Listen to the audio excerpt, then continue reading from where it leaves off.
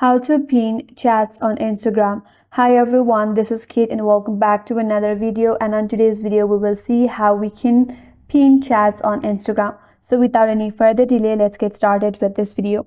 First of all, launch your Instagram application in your device and make sure that you're logged in. Now go to your direct messages by tapping on the chat icon at the top right.